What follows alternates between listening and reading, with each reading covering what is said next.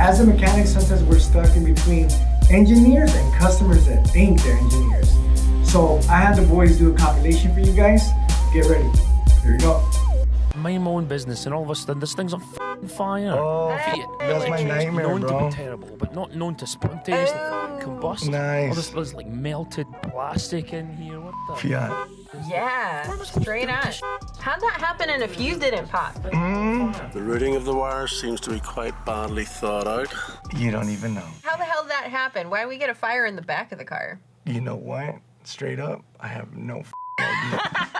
Well, everything that has any kind of lights or devices in the trunk or the hatch or anything always has some kind of a harness that comes from the body. I've seen harnesses break like that before, for 100% sure, but things stop working, fuses blow. The fuse should have popped. Anything else should have popped. The relay, the car could have popped besides that getting cooked up. So what if I told you this is actually a common issue with these cars and it had a recall from the fuse box shorting out? That sounds like the best reason to ever have a recall I've ever heard. The battery and the wiring on that car suck ass. They explode and the wires bind up like this and the fuses don't pop at all. They stay hot, run all the way through, and then you see you have a barbecue. We're gonna give this clip a grade, but before we do, tell the people who you are, Sandro. My name is Sandro. I'm a mechanic. I've been doing that for like my whole life. You can find us at Miranda Shop and downtown LA. Bring your junks. I'm playing. My name is Joe Morgan. I'm an automotive instructor at RCC. I've been racing and blowing up engines as long as I can remember. I think we know where this is going. Is it cursed engineering or white mechanic? It's engineering. You guys suck on that Yeah, one. for sure. Definitely cursed engineering. There's no way that a circuit should have been able to run wild like that. The fuse should have protected it. You heard it here, people. It's cursed. Customer states belt doesn't want to retract. Doesn't want to retract. Okay. Okay, what do you think the issue is there? I seen the cops are gonna get me. I stuffed something in there. I'm guessing there's something stuck in there. Or it's just full of crap. Yeah. I bet it's dirty. Oh, I've seen that too, yeah. Just dust and grime, maybe an animal. The stash spot, for some reason, is like right there for little babies in the back seat. They love throwing in there. Toys, you get candy. I'm gonna say candy, yeah. Yeah, candy. Some sort of food in there. A lot of candy. All right, what do we got?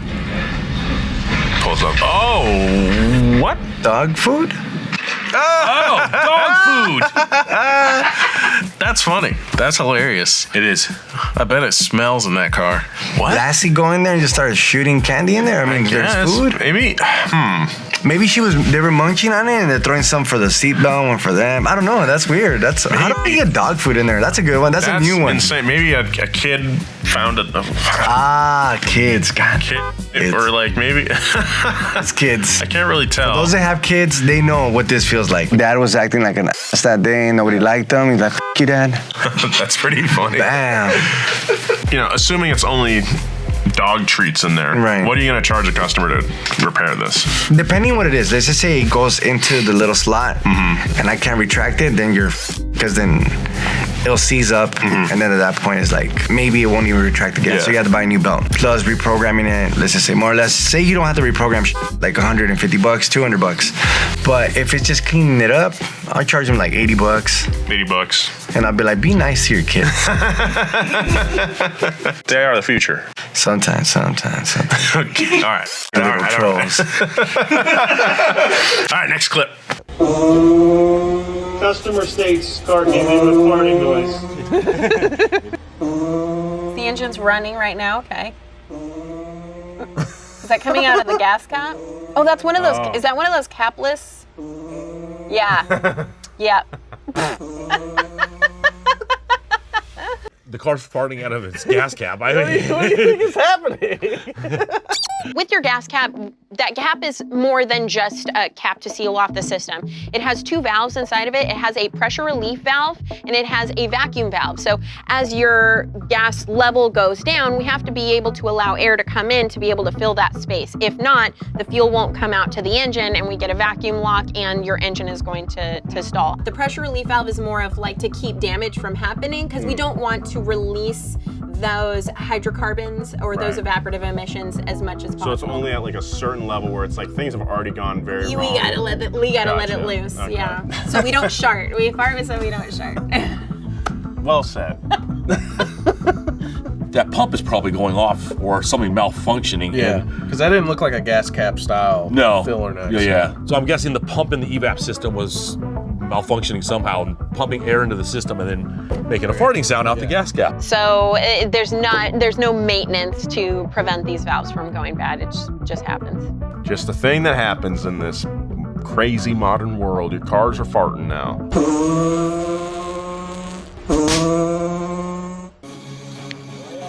Okay, what's going on here? The distributor. He made his own. Yep. Something probably broke. He's not close to parts place, or maybe couldn't afford parts or whatever. And hey, I've got this stuff going on and made this. It has to be a Ford Ranger. I'm no stranger. Because you see the distributor goes right next to the head, like this to the side. So something broke in there. Maybe half of the distributor broke in there. Some of them you have to put them on timing. These you don't. Leave it in the comments if that's a Ford Ranger guy. I want to know if it is. We need to know. You have an ignition coil. If we look at this right here, we've got an orange wire that is going to the center of the distributor. You have your ignition coil. That's a transformer that's taking your 12 volts and is turning it into however many thousand volts that coil's capable of. And it's going to shoot, when it dumps, it's going to shoot that high voltage down the center here. And in this distributor, and that's actually what we have this gear for, this gear is spinning a shaft that is spinning a rotor inside of here, and we can see that we've got 4 spark plug wires coming off, so that rotor is going to touch the point in this distributor cap to spark that cylinder, then that cylinder, then that cylinder, then that cylinder, and as it rotates, it's going around distributing a spark to each cylinder. There is a timing to this, right? Because sparks just can't happen whenever. They have to happen in between the compression and power stroke. He was pretty smart because you see those He had to gears, mix the gears right. The gears, the way he did them, and he chose the right gears because he didn't get like some tight gears. Because say there's a little bit of play in that bracket, those gears are loose, so they're good enough. Damn, honestly, even his timing, the way he did it, that's so like kind of like amazing the way he set it up. That's really cool. I wouldn't mind trying that, something like that, just to see if it even works. Yeah, just to see if it works. Customer states my coolant reached 170 degrees in traffic. That's too hot. That's not what that's supposed to be at. Checking oil first as usual. Okay, check that oil. Looks good. No oil on dipstick.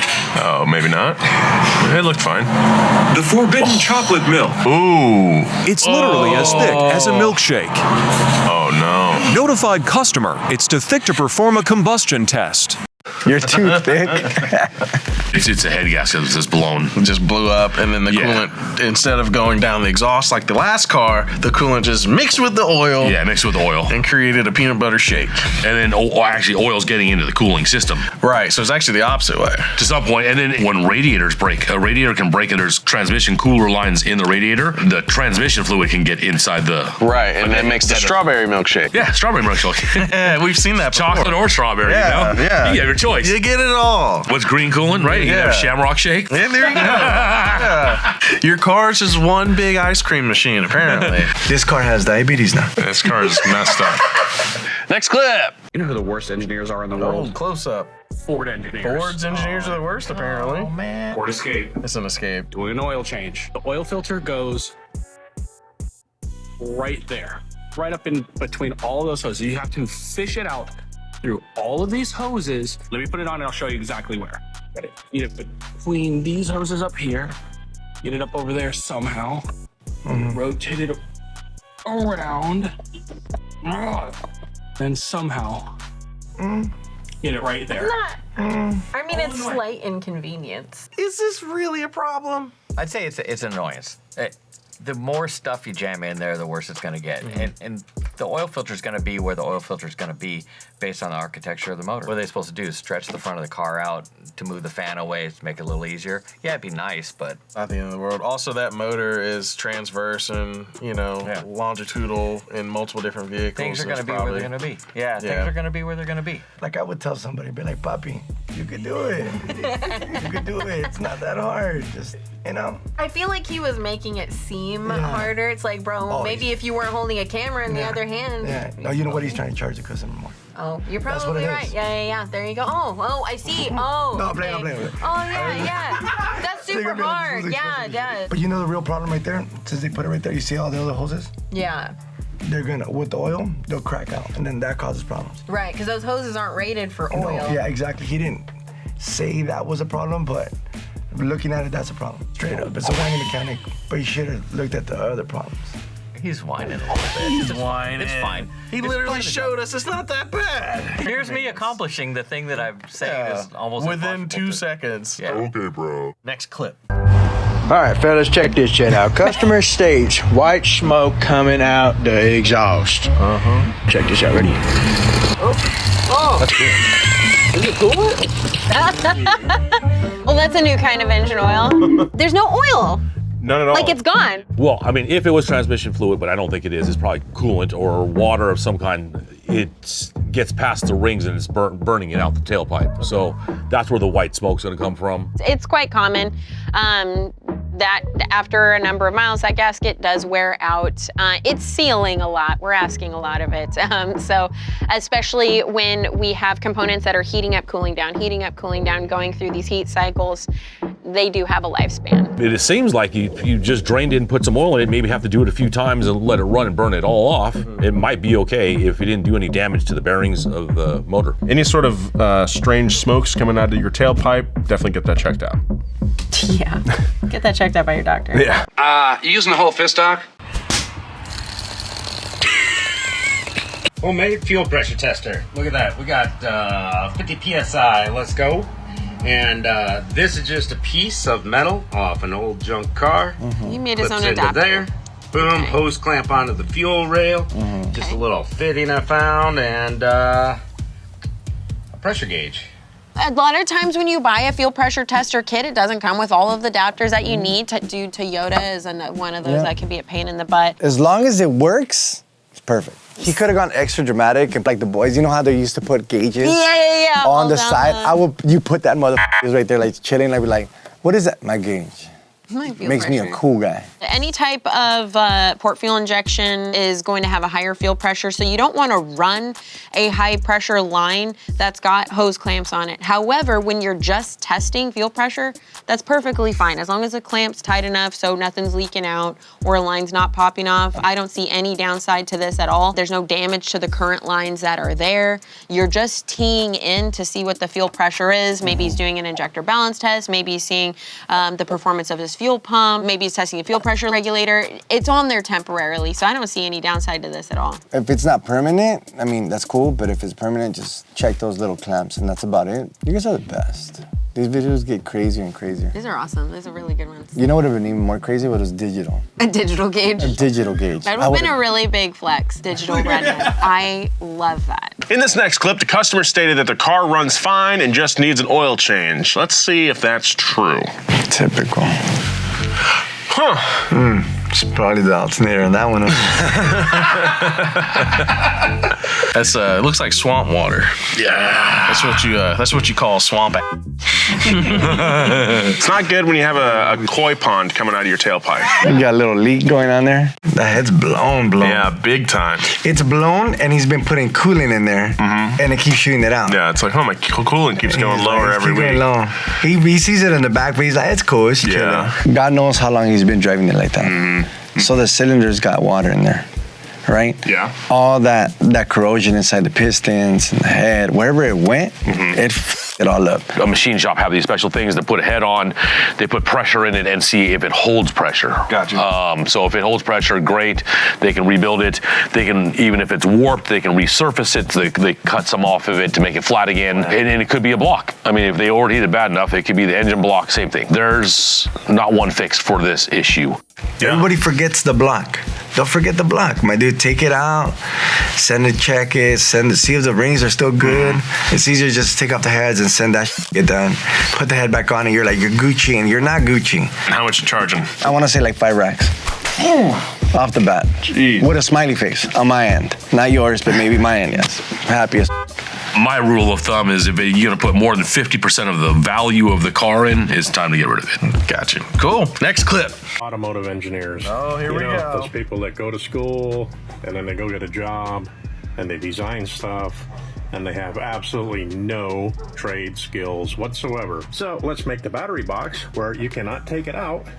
No matter what, you can't take it out because everything is in the way. You have to pull the radiator hose off in order to get the battery box out. I like to see that guy go design a car from scratch in CAD with today's modern safety features. Just saying. What do you want? I mean, you want to Velcro it in, you know, just with no shoelaces. Why is he pulling the tray out anyway? Yeah. You pulled the battery already. Some water and some baking soda would handle that. In a brush. Yeah. What are you pulling the whole thing out for? Seems like he would know that if he had some trade skills. Or if he walked out of his house and enjoyed the world for once. Now, looking at this from a mechanic's perspective, do you think it would be that big of a headache to get out? You know what? It's because the customer's not gonna look at it like you're just changing out that box. He's gonna be like, oh, well, you're just changing out that box. No, I gotta take out your coolant, refill it. And if that hose on that coolant for the radiator is busted, you gotta replace that. So that's another job that had nothing to do with it, so I understand it. Now just changing the cover went from $100 to now it's like $200 or $300. Now, what if your radiator's trash and you took it off and that plastic piece broke and now it's like, you're like. And now you're a ripoff, right? Yeah. Because you're making. Now you're on fucking Google as a piece of shit. Man. Would you say this is cursed engineering or just a whiny mechanic boy? Yeah. He clearly has a beef with engineers that's, in this case, unjustified. It's not gonna be the mechanics gonna be whining. It's gonna be you sitting right there complaining. I see you looking at me being like, oh yeah, it's your fault. Blame the engineer, not me. Fair enough. Let's go to the next clip. This next video, the customer states his engine sounds like a video game. Ooh. Sounds like a popcorn machine. Oh, wow. It's like a Dr. Seuss cart. Yeah. Whoa. That turbo came apart, huh? Yeah. That's what that sounds like. Turbo came apart. You had some white smoke coming out there too, so that was interesting. Looks like maybe there's some fluid leakage happening. There's bearings inside the impeller, and that thing's turning at like 75,000 RPM. You know, turbos turn really high at RPMs, and so it probably came apart and it was just floating around inside the housing. According to the person we believe to be the mechanic, but have not confirmed, there's a loose charge pipe, and reaffixing the charge pipe is what made the noise go away. Yeah, so a boost pipe or a charge pipe. So that's going to be one of the pipes coming from your compressor side of the turbocharger, that side right there. And we've got a leaking of pressure, because that turbocharger is going to be building up pressure on the intake side, and that pressure is supposed to go into the intake and not be leaking out and making funny sounds like that. So turbocharging a car is, you can set the boost to some point. Boost is how much pressure you're putting back through the motor. So the higher the pressure, if the clamps weren't tight enough or whatever, the boost will actually make the pipes come apart. The more you boost, the more you're likely to have that pipe come off. Okay. So you need to have good clamps and good couplers.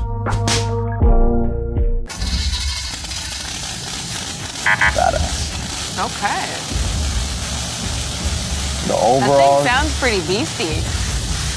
Imagine that motor on that other truck looking like that with those. Oh, no, I'm scared already. It must be for like a high-end demolition derby. Demo derbies, you just need to run. You don't have to. You just need to be the last man standing. I want to do that. That would be so much fun. I'm so down to do that. Oh my God. I will so hit you hard. That's What? I was thinking collaboration, but okay, we could do that too. If I was just conceptually building a derby car, you need like a cage just for the motor, so you don't have a radiator that gets busted or whatever. For sure, it'll be like an old Chevy Caprice. I was thinking beat up Crown Vic. Same thing. Yeah. They're solid. They used to use them as cop cars because the distance that they have from the radiator to the engine is pretty much like, you could crash them, f them up, and they're still rolling. I'll put like a little f***ing spatula, I'm gonna flip you, like whoop.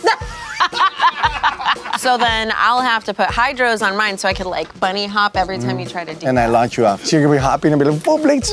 That's okay, I got a round cage up top, so then I'll just roll into that next clip. Oh, that was a f***ing good one. If you want to see me plow into Sandro at a demolition derby, what I get comments. Typical, like her versus me. That's kind of.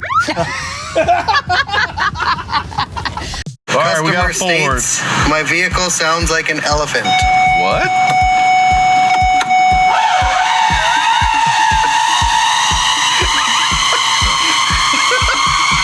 Sounds like an elephant getting his nut squeezed. That's a first. Can I hear it again? Yeah, one more time.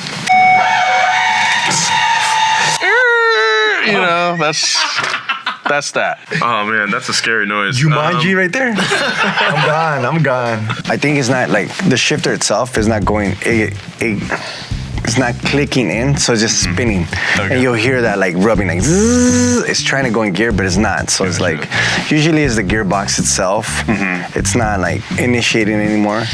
Or it's like something broke off or a little clip. You know, on a video, it's hard to see the difference between, you know, basically 2-dimensional and 3-dimensional. You can't tell. Existence is pain, is what that car is saying. All right, next clip. What cousin? Is that that's a pallet? Alabama Betty Crocker. Miss Betty, what is this? Was that a Bud Light? Oh, wow. Wow. Okay. It's cool and creepy at the same time. It's fucking creepy at the same time. Imagine that coming down the road. It's like if I'm out in the middle of nowhere and I saw that, I'm pulling over. You can go past, man. He just needs a little doll hanging in the front. I know, yeah. So we've got a pallet being used as radiator support. A reservoir that's a Fireball bottle. First off, you lose points for it being Fireball. Mechanically, it looks like everything's functioning tight. But look at that on the front, dude. That's a little I told you crazy, something right? creepy. It is Something a little creepy. bit. What is that movie? The one where they Jeepers Creepers? Jeepers Creepers. Yeah, that reminds me of I knew exactly where you're going with some that. real You It's better a have little nitrous if you're in front of this fool. This was chasing you. I'm not scared. You know what I'm gonna do? I'm gonna brake truck the crap out of him. It's gonna collapse that pallet, bust his radiator. He's gonna overheat. I just need to wait it out. And her little Civic like this and that behind her. That gerbil is gonna get eaten by that. I may or may not be able to take this guy, but I'm pretty sure I could take your Civic. Oh.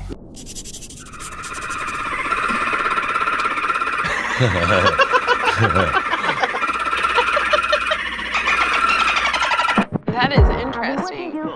So with the hydraulic power steering system, I'd say like, oh, okay, yeah, there's something going on with the power steering pump, but that's electric power steering. I mean, the only thing I can think of is some kind of a computer issue, or he hit a pothole or something. Something's Throw bent. something off, yeah. The electric motor in the power steering, maybe, because something has to, it's a movement sound. What the mechanic found out is it is an issue with the electric steering column. So we've got 2 different types of electric power steering where we've got an electric motor assisting down at the rack, and then the other design where we've got an electric motor assisting on the steering column itself. Instead of power steering pump and pumping fluid through a rack and pinion, it's just an electric motor probably helping assist the power, through the column. We are getting pretty much to systems getting close to there almost being no mechanical I was about to input. ask. Yeah, this is how the robots take over.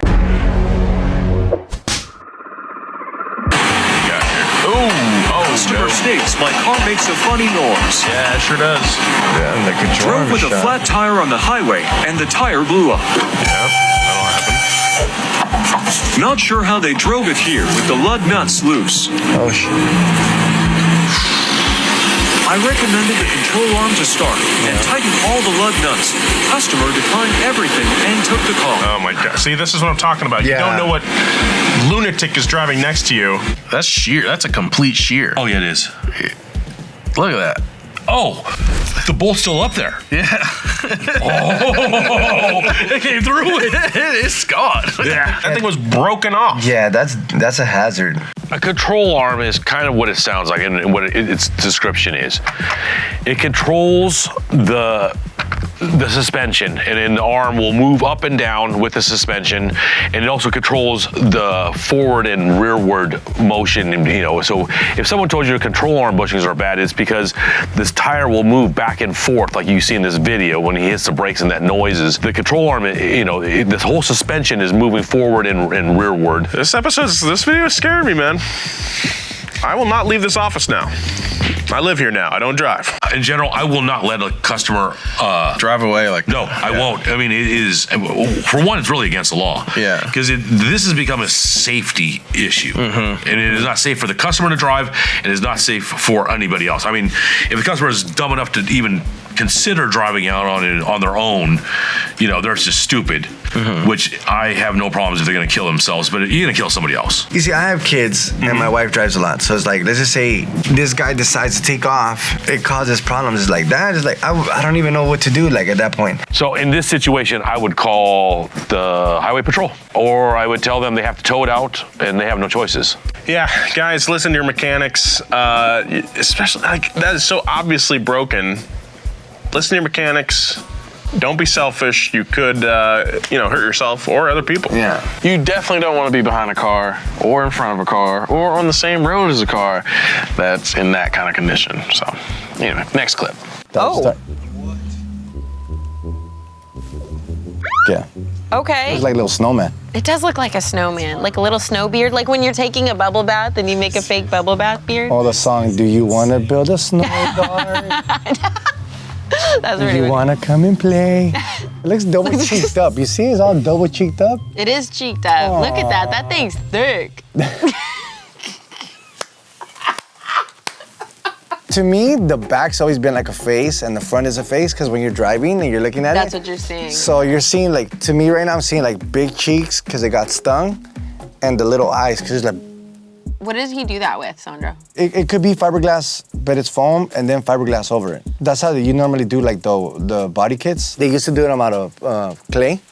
You'll do one fender, and then you copy it to this side. So you lay clay, and then you trim it down, because it's easier to cut down with a little blade. But now what they do is like, you put like cardboard over it, and then you just put the foam in there and just inflates to like whatever design you're doing. And then you shape it, and then you sand it down, then you put fiberglass if you're gonna make a copy of it or to make it smoother, and then bondo, whichever one you want. It don't matter what anybody says. If you like it, that's what it is. It looks... It's a concept. Yeah, it's a concept. It's the beginning. It's the beginning. Especially if it's your first time, I give you props, bro. Yeah. You just said, let me run with it, and you ran with it. Now, where's the lights at? Yeah, we gotta put those lights back, my guy. We gotta put those lights back. Yeah, dude, need some lights. Sometimes the customer statement says something simple like, it just needs an inspection. But then the mechanic is thinking, how the heck did it even make it to the shop in the first place? Oh my goodness. Whoa.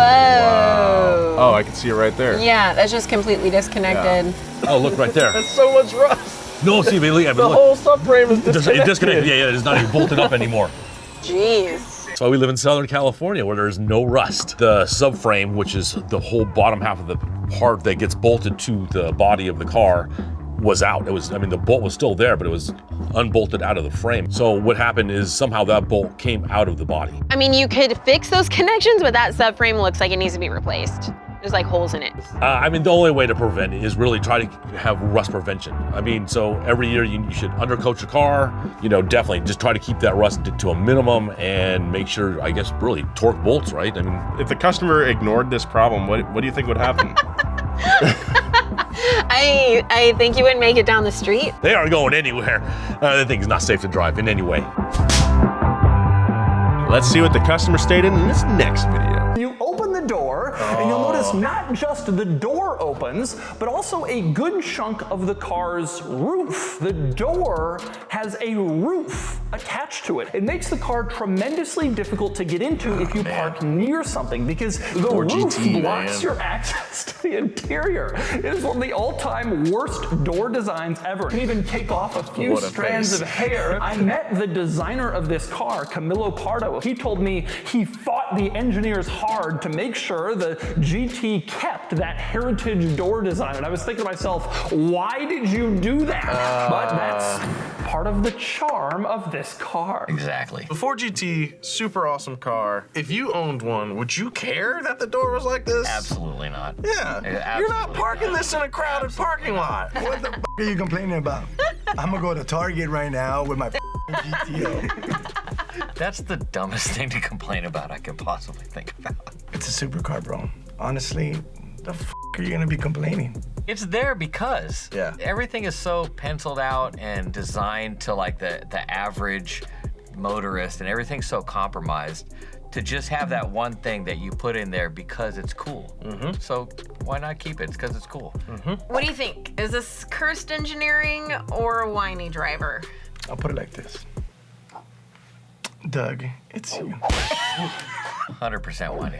Whiny driver. You're in a 4GT, park away from everyone else. You'll have room to open the freaking door. Yeah, buy a bigger garage. I think Doug DeMiro is just making fun of it. Yeah. I mean, the dude owns it, right? He just thinks it's a charming thing, you know? Let's go to the next clip. Customer states scraping noise after driving through snow. Oh, that's kind of cool. Yeah, that'll happen. Yeah. I know what that noise is. Yep. Oh, here we go. This must have been during the winter or something. Duh. First of all, duh. Never mind. I'm not even gonna finish that sentence. Nolan. So this was in summer. This was in the summer, clearly. No, but I'm surprised that this even like, okay, you drive through the snow and then you start having problems. Conceivably, that's for like a few days, right? Yeah. I'm just surprised that it stayed there for that long. That's all I'm trying to say. Ice and snow is nuts because it's like you'll have a major problem and then it'll just disappear. Hey, you would figure the friction of the drive shaft spinning and keep it kind of warm, like slap it off or something. Yeah, that's what I'm saying. I guess not. It's not really going to cause a lot of damage because it'll eat away at it or whatever, but it is probably very unpleasant. It's probably noisy. I jumped in my car one time and was heading to like a school event or something at night, and I mean I had this crazy vibration. I was like, what is going on? And I made it to where I used to work, and I pulled over and was like looking around trying to figure it out, and then I went and drove it again and it was gone. Some of the old guys that lived out there, they're like, oh, you probably just had ice sitting on the bottom of the inside of the wheel. Yeah. So it threw the balance off. Yeah, it threw the balance off. The tire's unbalanced. As soon as I stopped and the car was hot, it melted and disappeared. Yeah.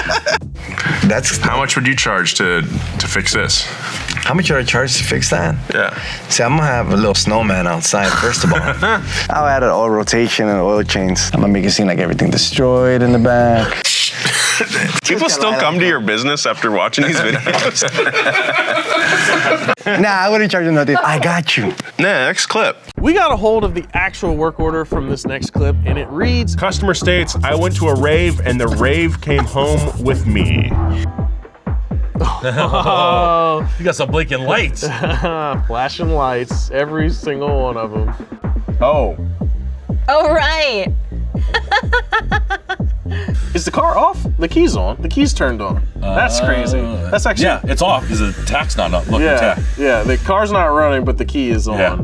If we're getting a Christmas tree lights on our dash, my number one check is actually the battery. My guess is a low battery. When our battery starts to go low, the computer starts to get drunk and it makes poor decisions and it can't determine actual problems. And diagnosis is the hardest part usually. Yeah.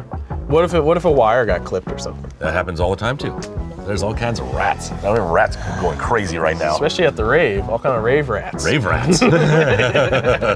Okay, so our director heard from the mechanic who shot this video, and this is what he said was wrong with the car. Leaking transmission pilot bearing has seeped oil through the harness into the TCM.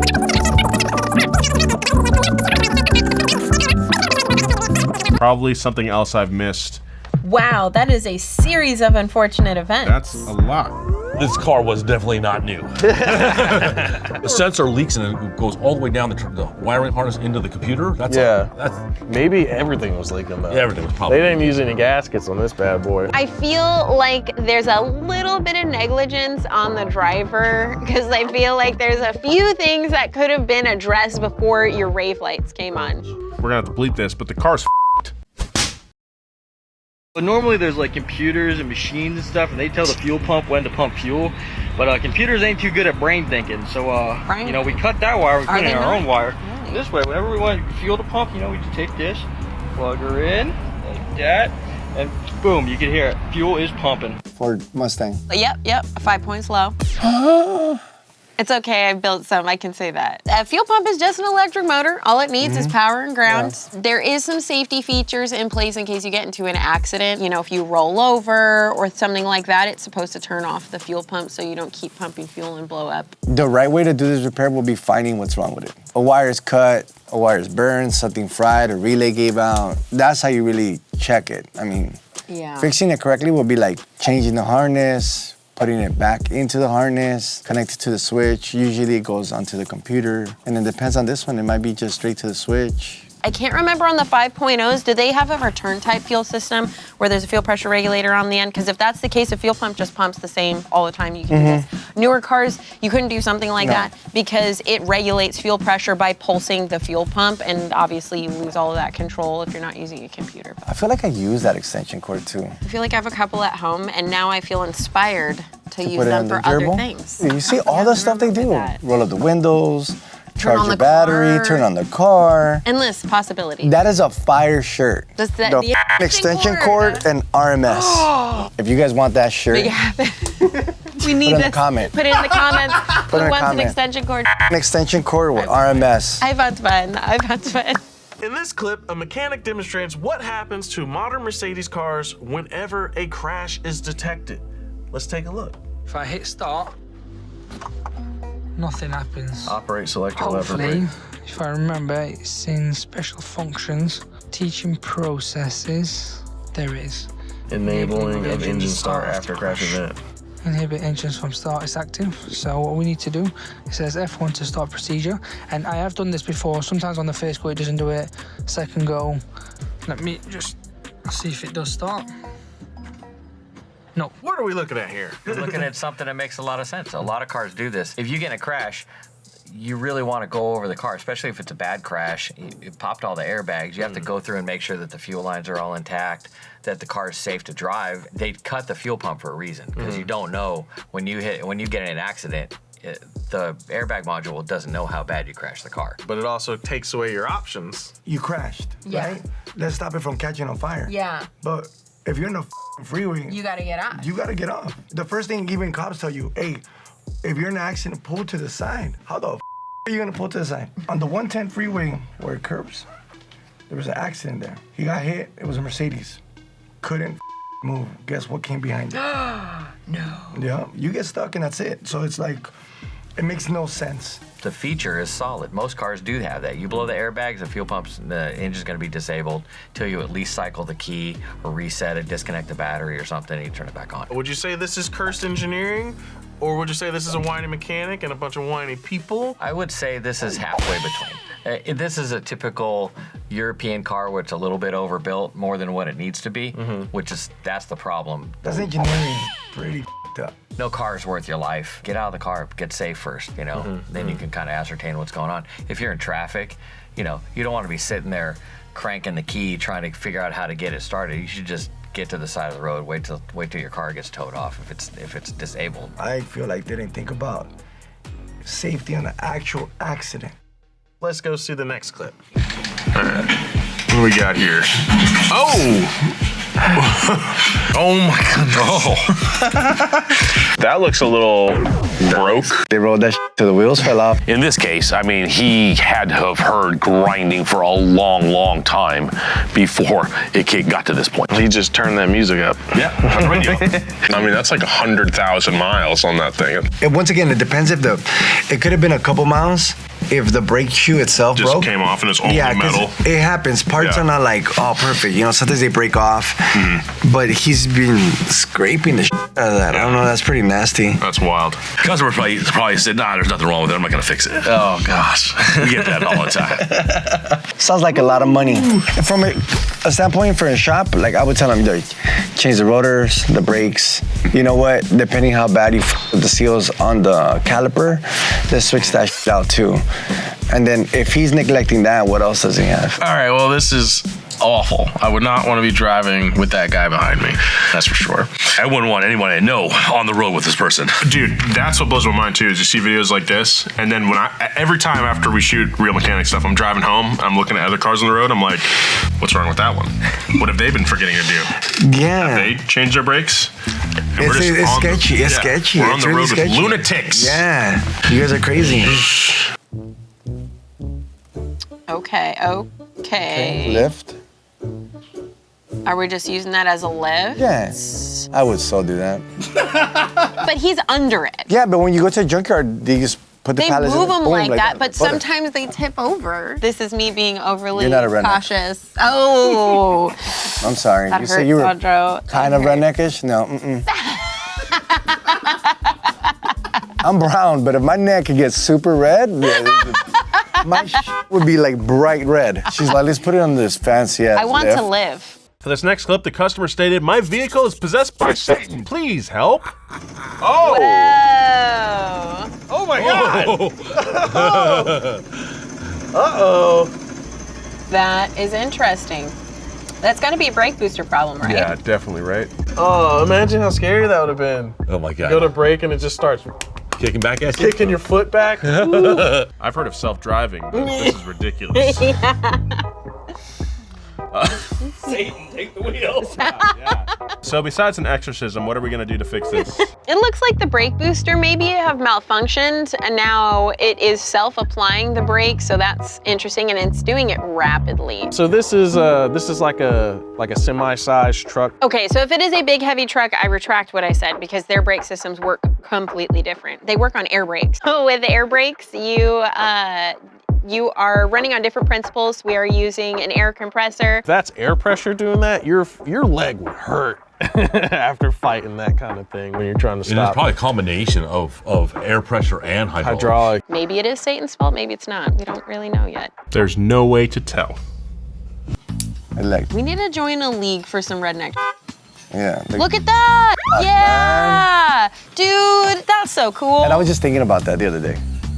And to use a drill motor for that, that's dope. Yeah. That's super cool. That's perfect, because then hit it, spins around, take off all the shit, spin it around, do the other side. I would just be spinning that for no reason at one point. Whoever makes a clock out of that is badass. Oh, dude, that would be pretty wild. You see the motor is like, what time is it? I don't know, the cam's at The like valve covers over 3:30? it. Yeah. 3:30-ish? They do make engine stands where you could like hand crank Yeah. it for it to go right, but they're expensive. They're up there. They're pretty pricey, and I don't think you can get one of those at Harbor See, Freight, though. but once again, you see like these people come up with it because you don't have all the fancy tools.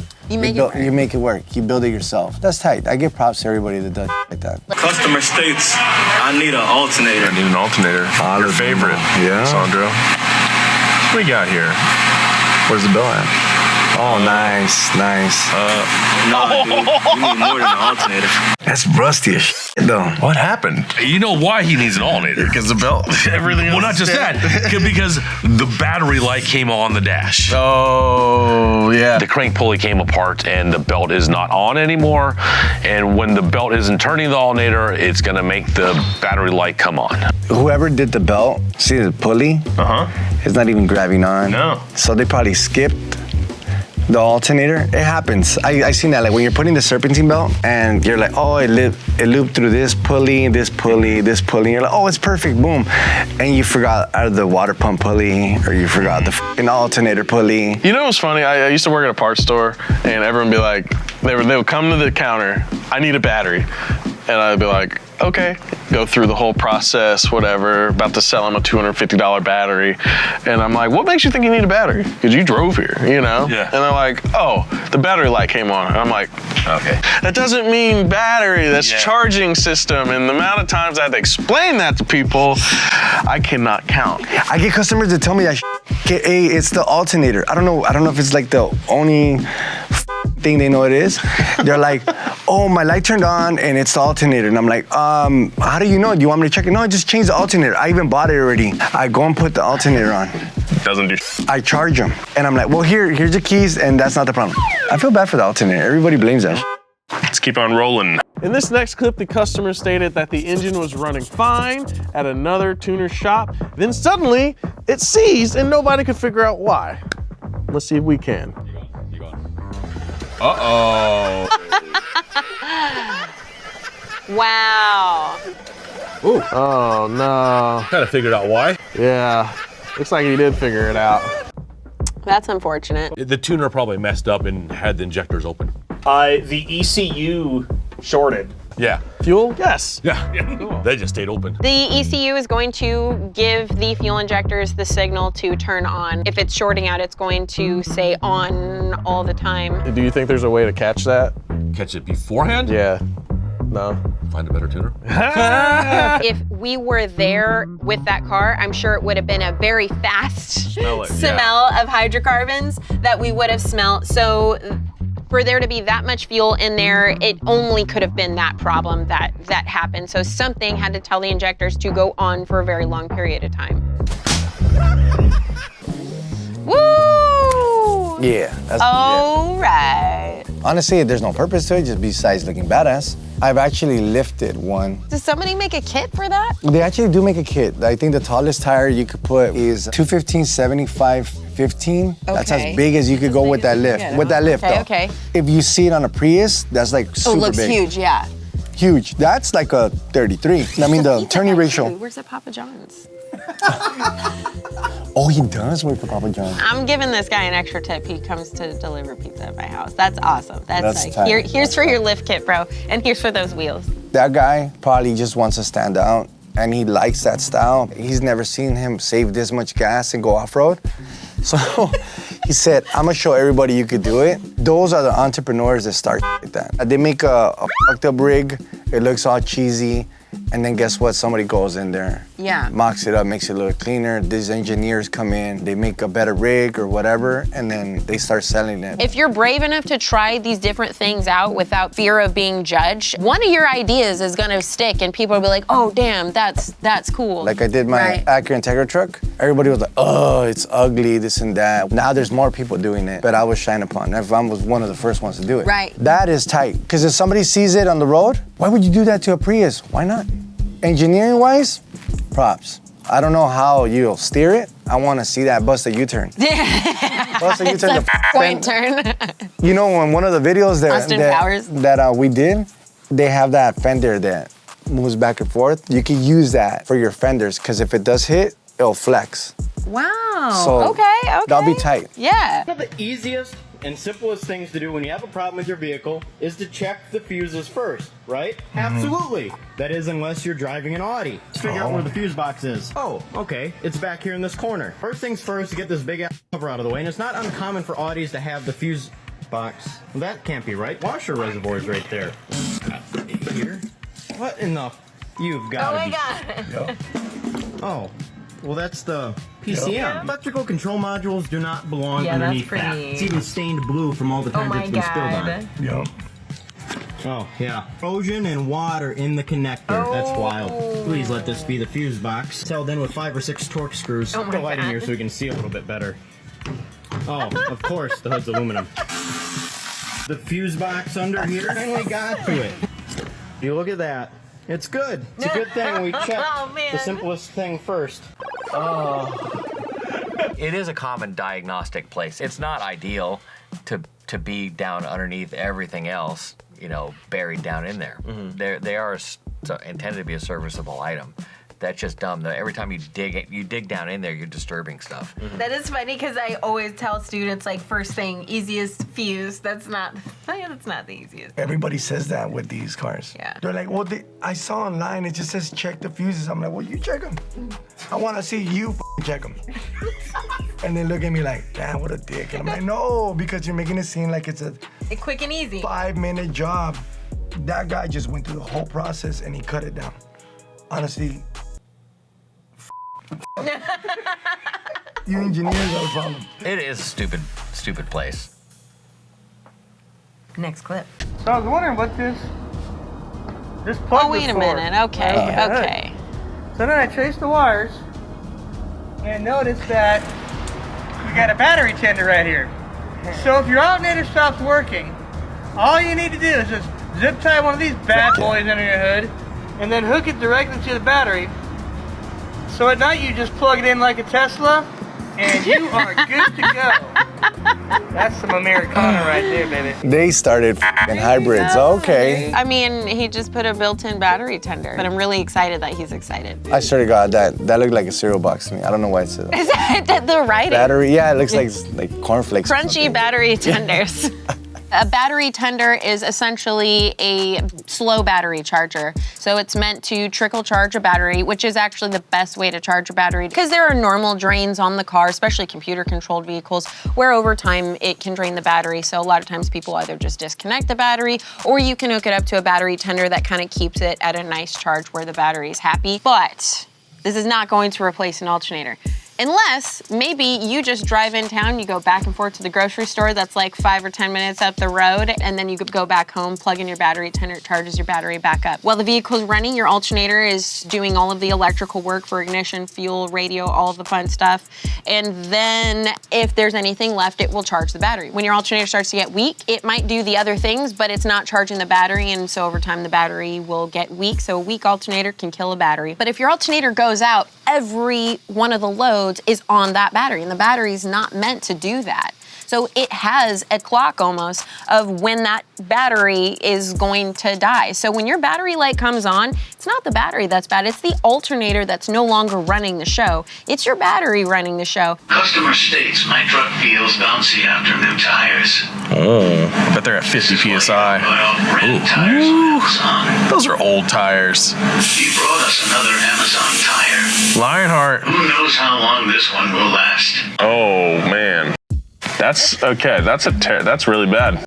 Well, I mean, that's a common problem whether you buy it from Amazon or any tire company itself. Even new tires are defective. Like the actual separation of the tire broke and you inflate it, or whoever installed them overdid it with the PSI, or you decided to raise the PSI and you were driving it with a little air. Yeah. And then the tires. Like, I'm gonna put 70 pounds in here. Yeah. Get better gas mileage. Yeah. So whatever your theory is at that point is like. All right, so what's going on with the tire when it's all lumpy like that? So it won't do this. Okay, not up and down. That's what you imagine, but Yeah. no, it'll do this, like this. Side to side. So you're putting a lot of load on your bushings in there. If you want to tie take rods. If you want to take some control dancing arms. classes, that's how you do it. Oh. Get some fucked up tires and you'll be like this like the whole time. So I used to run Ling Long tires, and there was nothing wrong with them. They take a little bit to balance sometimes, but as long as you take care of them, it's not that big of a deal. Brand new tire is better than a bald tire or an old tire. I think the only thing you probably get when it comes out to like better brands would be like mileage. Like you get longer lasting tires. Quality tire in the form of performance, yeah, I would go with like a, depending what you're doing, you know, like if you're just daily in the car and you don't need nothing crazy, but you're gonna get less mileage on a cheaper brand tire. The drive shaft. You can put a cup under there. Well, he's draining the DEF fluid system, is what it looks like. DEF is corrosive as hell and crystallizes really bad. Yeah. So having it splash all over that stuff, is not good. No. But you knew that. He knew that. You knew that. Put a funnel, put a cone, put a cup, a bucket, I don't know. A bucket? We'll blame it on the mechanic. Yeah, that's what I'm thinking. Get your cardboard out, bro. Mechanic fail. All right, cool. As the old saying goes, when you hear hooves, think horses, not zebras. This next customer stated, for the past year, I've had to yank on the key at full force to get it out of the ignition. Oh God, the pink gel. Oh, because it's an accessory. Whoa! Oh, that's quite a shift knob. Fun. This is a pretty simple problem. Paul? In this instance, it was her pink shifter cover. The car wasn't in park. If the car's not in park, key won't come out. It's really simple. If it happened and you didn't have a shifter, the pink shifter thing that she had on there, there's a thing called a neutral safety switch. The same thing. They do go bad. If you do not have it in park or the car doesn't think it's in park, it will not release the key. So in her case, it was the pink shifter cover. In other cases, it would be a neutral safety switch bad, and it wouldn't, so you usually move the shifter around some and it will see park and then you can get it out, but have it replaced. If that button was being held by your fluffy shift cover, then that absolutely could be the problem. And with automatics, you have that little thing that shows where you're at, and she couldn't see it because she had a big old pink floof ball covering it up for her. So I need to get me one of those, okay? That's the traction right here. That's Oh! Look at that, adjustable ride height. To the leaf spring.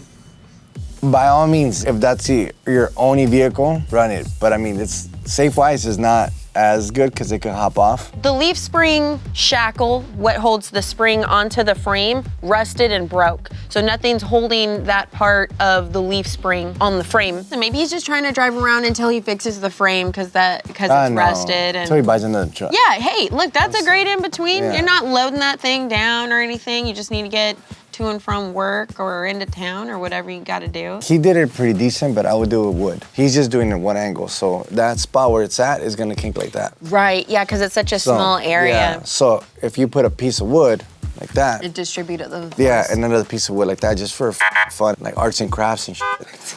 And then like that, it'll probably work even better. That's what I would I do. agree, yeah. I think that would be a better way to approach Yeah. it. Customer states auto headlight off doesn't work when it's in sunlight.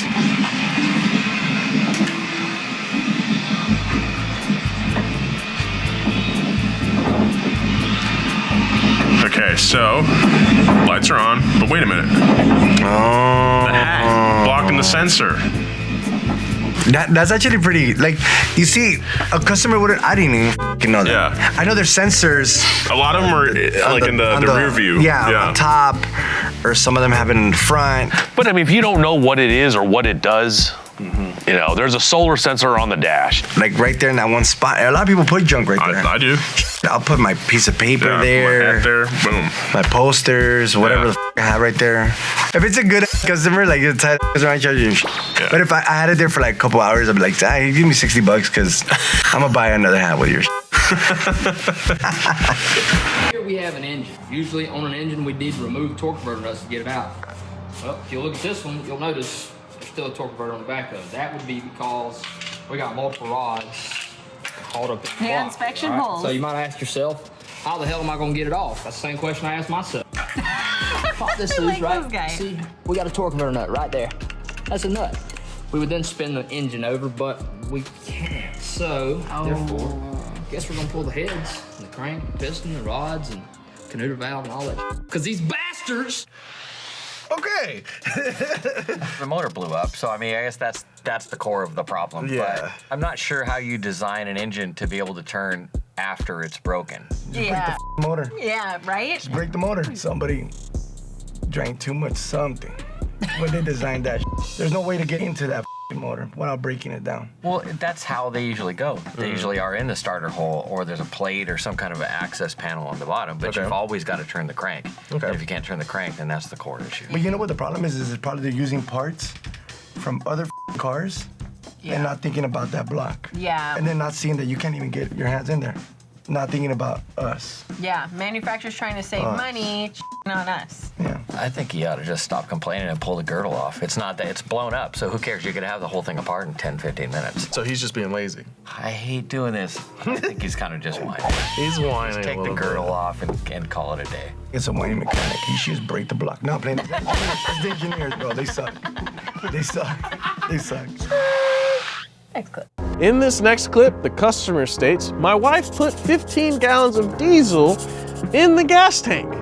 Mechanic states, I present to you the money fountain. Oh!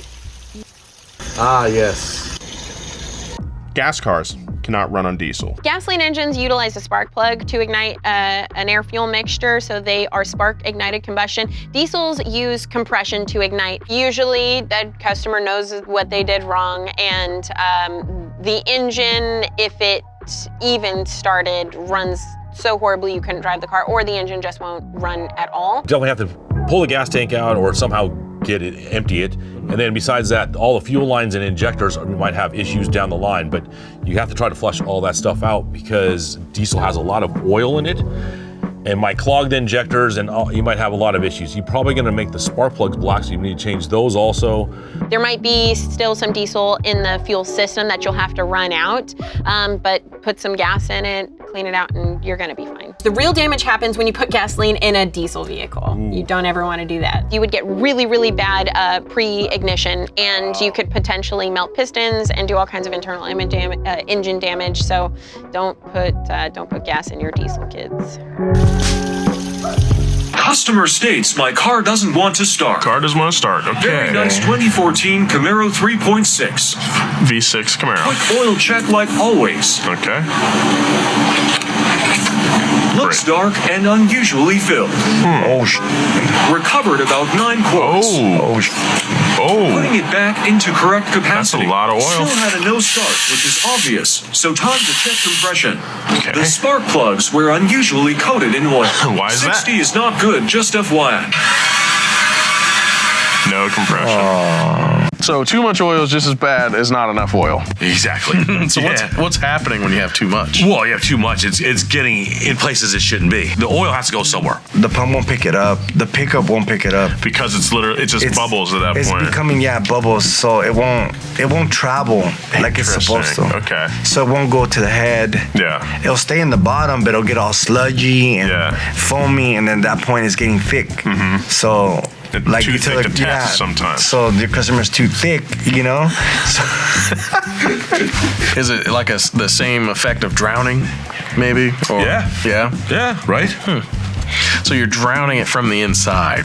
Imagine if your heart just starts pumping blood under your skin, just everywhere, just filling all the vessels inside of you, staying not even in your veins, just everywhere. God, how'd you come up with that one? I don't know.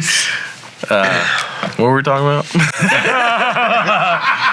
R.I.P. to the Camaro. Rest in pieces. Rest in pepperoni. Let's move on to the next clip. Vámonos, let's go. Okay. Sexy like always.